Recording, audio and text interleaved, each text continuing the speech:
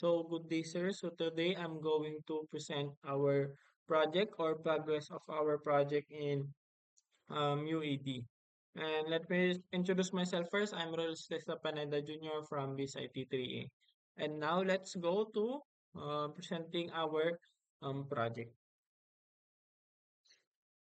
Dito sa part na to, I've added like a loop video na parang nagso-show na it's like a online shop. And that's it. So the name of our website is Moro. Moro is derived from Japanese word mall, and this is our login page. So next is creating the account of a user. So makikita natin dito na may interaction or animation na lalaki yung box or yung container nung sign up. And liliit naman if the user clicks the login in the sign up page. So, same functionality na liliit din if pagkatapos ni user na mag sign in. So, pagkatapos ni user na mag-sign up sa may or mag-fill up ng form and click the sign up, pupunta naman siya dito ulit sa login. And if I click the login, it will go to the dashboard of the website. So, dito sa part na to, dito sa my search product, based dito sa my instructions, search bar with filters. So, I added that part. So, there's a men's, women's, kids, baby, electronics, appliances, and sports na magpipili ang user kung may mahahanapin siya. And dito, since hindi ko pa nalalagay yung low deals na page or hindi ko pa nagagawa, sir, I only added this part which if the user hovers na his yung dito sa may kamay, sir, dito, parang kalimutan ko yung pangalan, sir, pero yun, pag hinover niya is parang lalaki, sir. So, ang balak ko dito, sir, if the user clicks it, it will go to the low deals part. And another thing na ginawa ko pala, sir, dito sa may dito na I forgot to mention is if I click this part, pupunta siya dito. So that's it, the simple interaction in the search. Balik tayo dito, sir. And then dito, same dito sa may 50% off for new users, pupunta naman ito dun sa may low deals ulit, dun sa may part ng holiday sale. So, kita din natin dito na yung personalized recommendations, like yung for you. So, there are a simple interaction here na ginawa ko, sir, yung hover ulit, hover, like mas lalaki yung picture. Tapos, heart button. Dito, yung functionality nitong heart button is yung pagdagdag sa may wishlist ng user. So, if I click the add to cart, pupunta naman siya sa my cart. And now, so doon, meron na naman tayong part na products which dito naman, yung like randomized siyang products na ibibigay ni na based sa may ginagawa ni users or yung mga pinagse-search. Ayan yung parang functionality nito. So, I added view all since hindi ko pa na-implement to, sir, pero gagawin ko to. Pupunta naman siya sa may another page where it can show the personalized recommendation for the user. So, dito naman, same as sa products. And yung sa may new trends, so dito sa part na to, mag-add to cart and I forgot to edit this part. So, yun. And same functionality ang gagawin ko dito. May heart. Hindi ko lang dito kasi na-implement. So, that's it for the dashboard page. So, let's go naman sa my products.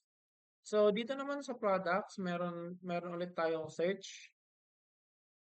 Um, So, and meron din tayong categories where users, if they want to go to the main section, pupunta sila sa men's section and pwede nilang i-filter but I didn't implement, hindi ko pa na-implement to sir, pero yung pupunta siya dun sa may dun sa may clothes part where makikita ni user lahat ng um, um, clothes na binebenta sa my website.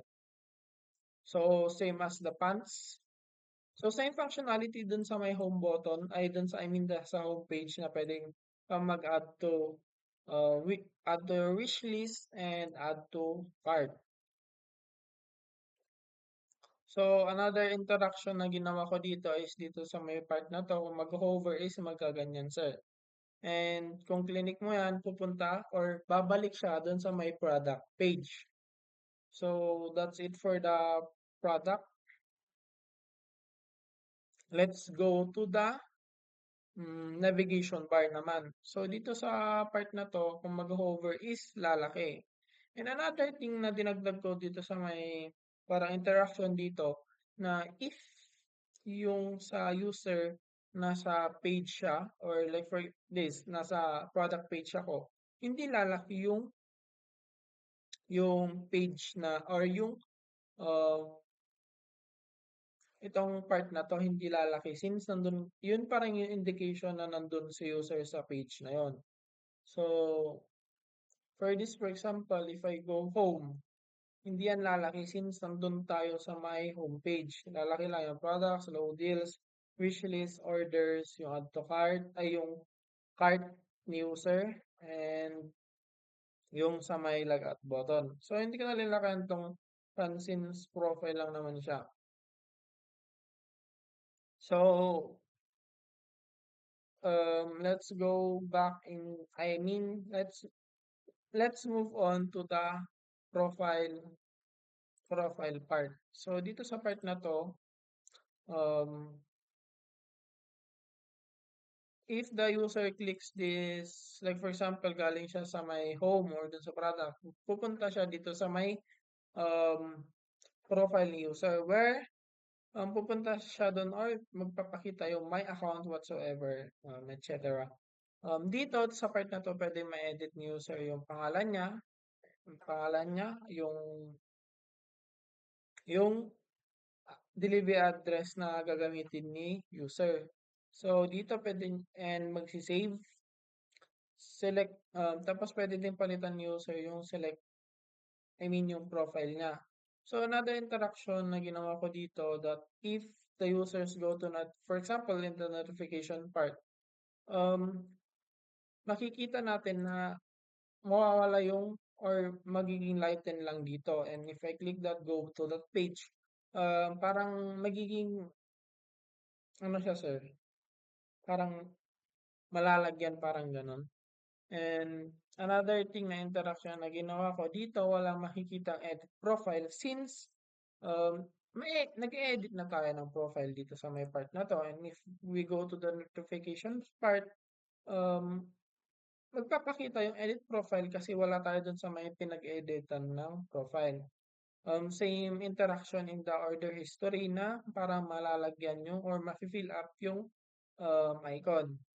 So, dito sa my order history, makikita natin dito na yung mga notifications, I mean the order history that the user um, created or yung pinaggagawa ni user. So, dito sa settings, hindi ko pa siya nalalagyan.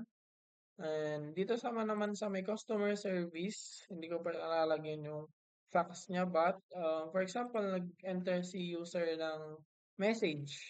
Like, may lalabas na return back message na thank you for reaching out or whatsoever, blah, blah, blah, na parang yung respond ni customer service na like maghihintay si user. So, that's it. Yan pala ang progress dun sa may website part ng um, project namin. So, I'm gonna click the log out. So, it will go back to the login page. So, Let's go to the phone part. Bigger screen natin. Dito sa may part na to, same functionality dun sa may website na ginawa ko, sir. If I click, may nag-error na naman.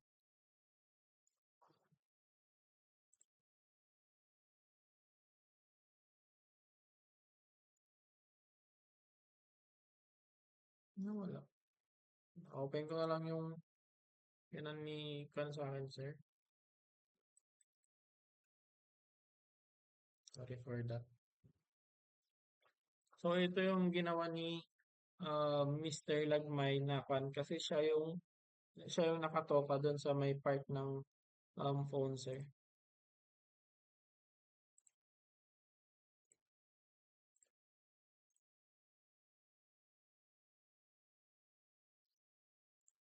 Hindi nag-add yung prototype na kinapi ko. So, dito, same functionality dun sa may part ko na if the users create a new account, go to sign up, go back to login, and magla-login siya and pupunta siya sa may dashboard.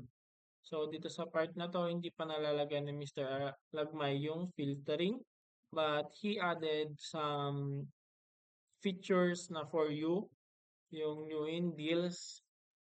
Dito siguro ilalagay ni Mr. Lagmay yung part ng deals na sinasabi ko kanina yung 50% off for the new users, ganun, and best sellers. So, let's move on to the next page. So, dito sa may part na to is dito naman yung makikita natin yung mga products na ginawa natin or yung inano ng users.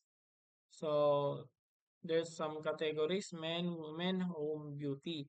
So, hindi pa yan naayos ni Mr. Lagmay. And let's go to the cart button. So, dito pa lang, ito pala yung nagagawin ni Mr. Lagmay na naglagay muna siya ng parang like cart is empty. You can shop here. And yun. So, ito naman yung sa my profile where makikita dito na yung my orders. So, that's it for the progress of our 30% progress of our project. So, thank you, sir.